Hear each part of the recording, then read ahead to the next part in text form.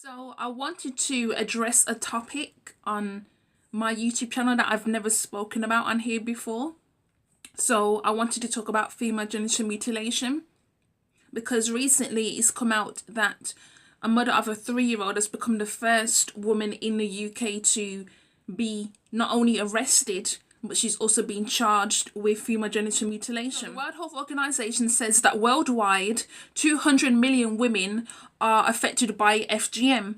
And it says in Europe, the number of mutilated women or girls and women threatened by FGM amounts up to 1 million. So, this is like a huge issue. It's not a small thing. And there were 4 main types of FGM. The first type is excision of the clitoris and excision of the clitoris prepuce and of the clitoris or parts thereof. Type 2, excision of the clitoris prepuce, the clitoris and the inner lips or parts thereof. So basically we're talking about, the labia and, the labia, the clitoris, that kind of stuff. Type 3 is excision of part of or all of the external genitals, so they basically get rid of everything. It's called infibulation, and it's also referred to as pharaonic circumcision. Yeah, I'm saying that right. It says afterwards, the remaining parts of the outer lips are sewn together, leaving a small hole for urine and menstrual flow. However, women who have this procedure where they have everything removed, they have to be cut open, so in order for them to give birth later on. The scar needs to be open before intercourse, like I just said, or giving birth, which causes additional pain. And another thing to know, I've read that women who have this procedure done, they tend to be at higher risk of getting, urinary tract infections. Because, you've only got like a small little hole and the urine is coming out of that, and also blood is coming out of that as well. Where you just got this small little hole, so, everything is probably just building up in there. And it says infibulation is mainly spread in the Horn of Africa and its neighbouring areas in Somalia, Djibouti and Eritrea, as well as in the northern part of Sudan and in the southern part of Egypt. It is the most severe form of FGM. And type 4 is any other procedure which injures or circumcises the female genitalia. So this can be pricking, piercing, cutting, or stretching of the clitoris or the labia. Also burning or scarring the genitals, as well as ripping off the vagina opening, or the introduction of corrosive substances or herbs into the vagina in order to tighten it. Heavy topic to talk about, especially. You also have to understand that majority of the girls who go through FGM, they're under the age of 5. They want to get it done as early as possible. In some of these cultures, the reason they do FGM as regards to cutting the women is because they feel that a woman who doesn't have a clit, that will reduce her sexual urges, so that she's more pure. And also, they do that in these cultures so that she can get married off, because a woman who hasn't had the procedure done, she can be excluded from her own family. If her family says, you know what, we're not going to do this, then the family members are also going to be excluded as well. Like, they don't want them anywhere near, because they choose not to have their daughter go through this procedure. So, sometimes it's the fear of shame and rebuttal that makes them want to go ahead with these procedures. They know it's harmful, however, it's a part of their culture. And in order for them to, remain within the culture, remain within, the people that they live around, the society, they choose to go ahead and do that. It's not the nicest thing. However, I have an understanding of why they choose to do it. As I said before, some women who, if they have type 3 female genital mutilation, then it's going to be very difficult for them when they do get married, you know, to have sex, because you only have this tiny little hole that's left.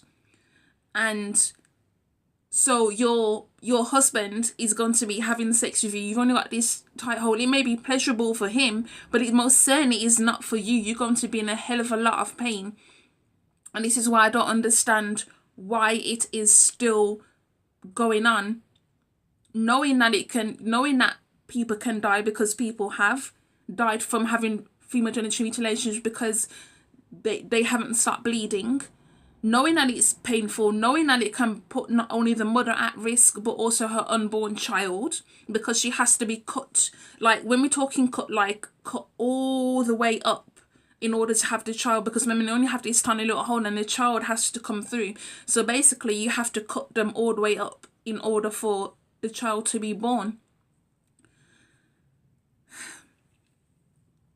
It's just so difficult to talk about, because this is not something that happens in Caribbean culture, but reading that it happens within, you know, African cultures, and it also happens in the Middle East. You know, we're talking Yemen, Saudi Arabia, these countries as well. So I don't want no one to come on here and say, oh no, this is just an African thing. No, it's not. It doesn't just happen in Africa. It happens in other countries as well that are nowhere near Africa.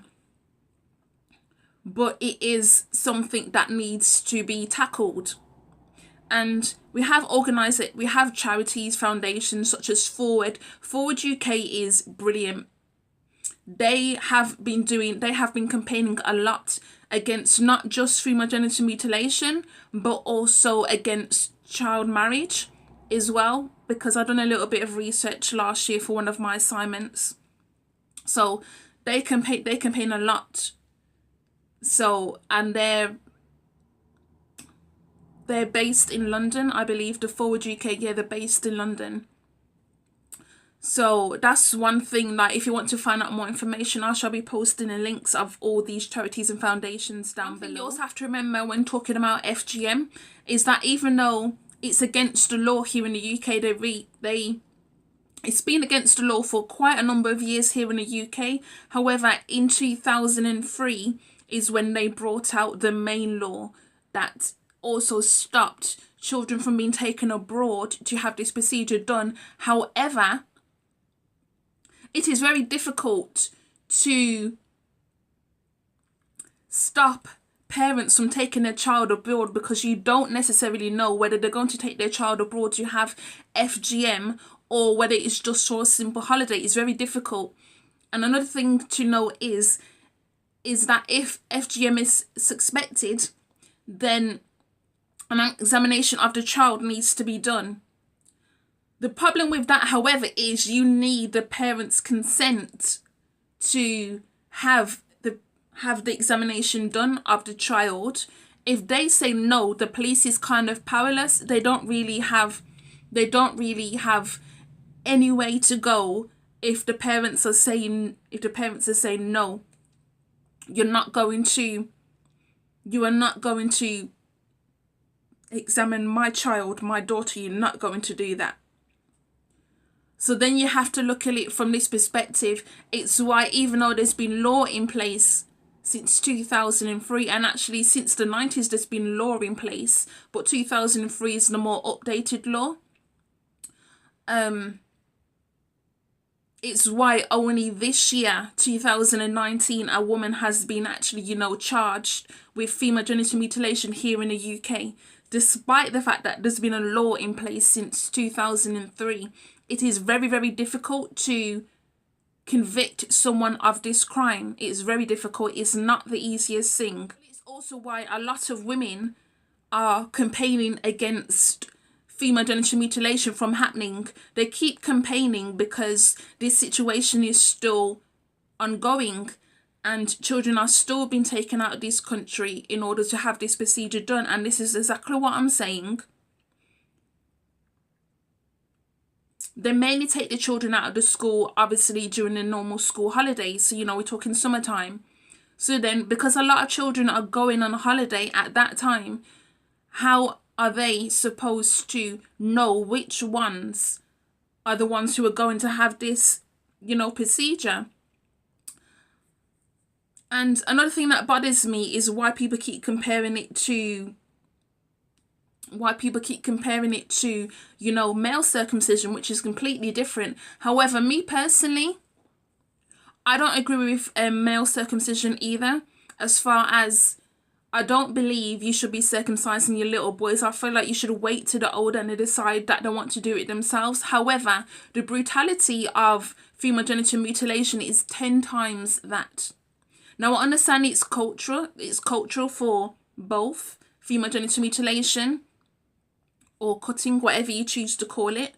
And it's also, culture for some people why they choose to have their boys' foreskin removed. However, doing it when they're a baby, I think that's very, very dicey. That's a very dicey thing. Like, people say it's to do with hygiene. I would argue that if you have a child, you should be teaching them proper hygiene regardless of whether they have their foreskin or not. You can teach them how to move their foreskin back so they can wash underneath and then move it back forward, And this is where they get into problems because they're not moving the foreskin back. They're not washing their penis properly. And then this is where they're getting into a problem where the foreskin starts to get stuck. And when it gets stuck, it starts to tighten up. And that's when they have to have it removed when they're older because they're not washing themselves properly. But unless you're teaching them that, then it's kind of pointless. However, them having their foreskin removed as a baby, I don't personally agree with that. I know some people are gonna criticize me, but I just don't. So according to the law here in the UK, it is an offence to perform FGM, including taking a child abroad for FGM. Help a girl perform FGM on herself in or outside the UK. Help anyone perform FGM in the UK. Help anyone perform FGM outside the UK on a UK national or resident. Fail to protect a girl for whom you are responsible from FGM. Anyone who performs FGM can face up to 14 years in prison. Anyone found guilty of failing to protect a girl from FGM can face up to 7 years in prison. The laws are there. However, like I said, it's very difficult to convict for this type of crime. It's why, like I said, only now in 2019 has one person been convicted of this crime. Even though it's been happening year and year and year and year here in the UK as well as outside of the UK, only now in 2019 has just, think about that, just one person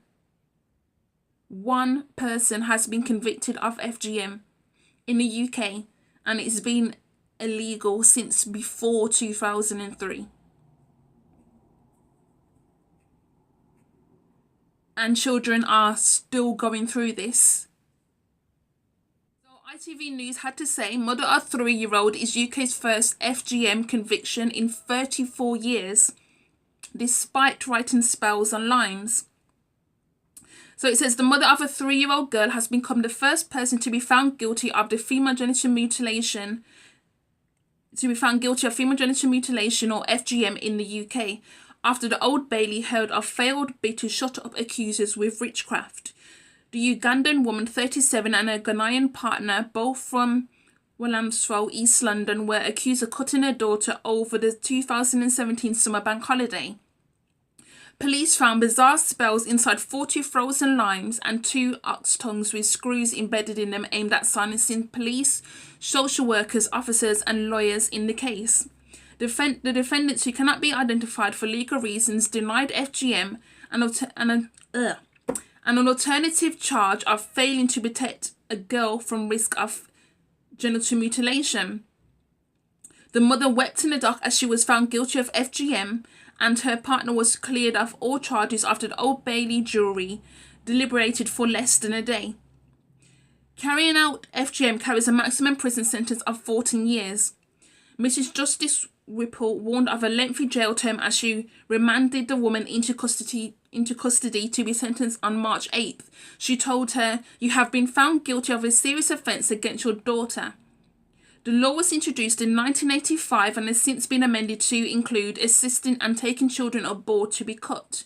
The two defendants were jointly accused of subjecting their girl to FGM by deliberate cutting with a sharp instrument at her mother's home in the presence of her father, who lived close by.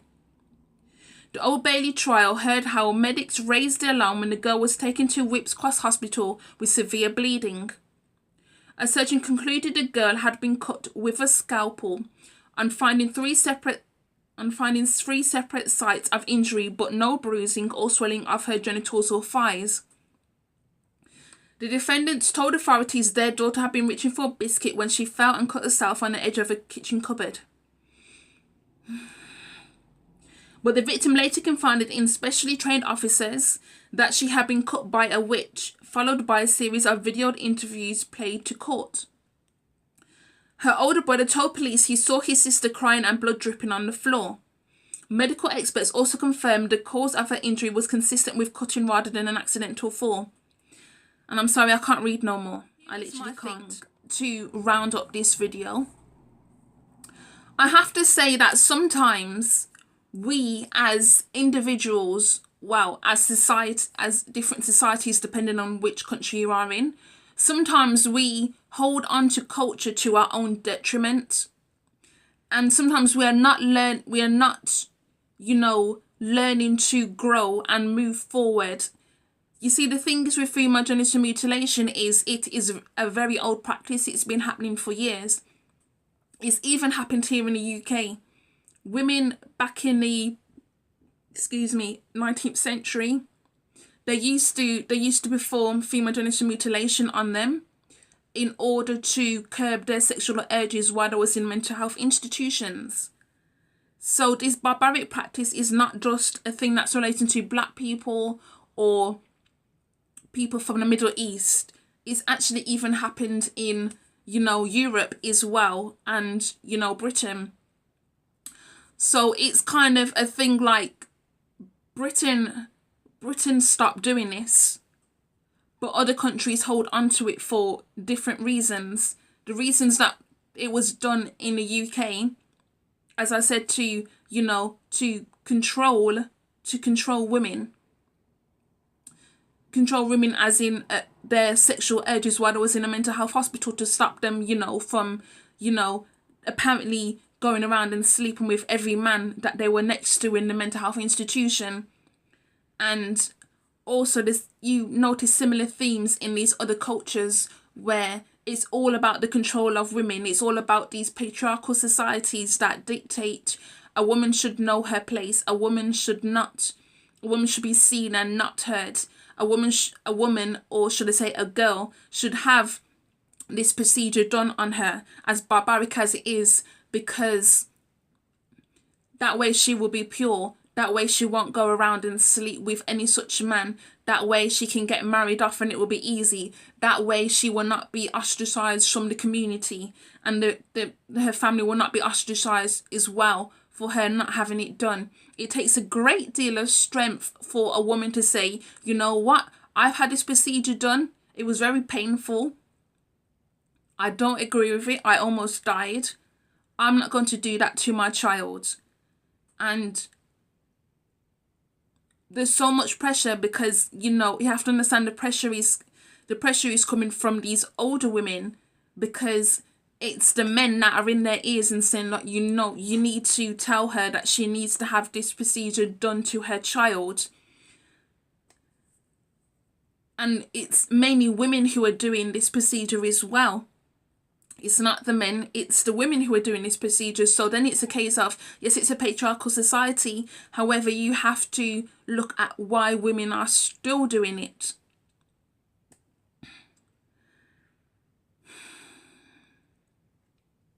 So yeah, let me know your thoughts down below. I really would like to hear your opinions on this situation. So everyone, leave a comment. Let me know what you think. Do you think that we need to move away from being so stringent with certain practices within cultures? Or should, we just let what happens just happen?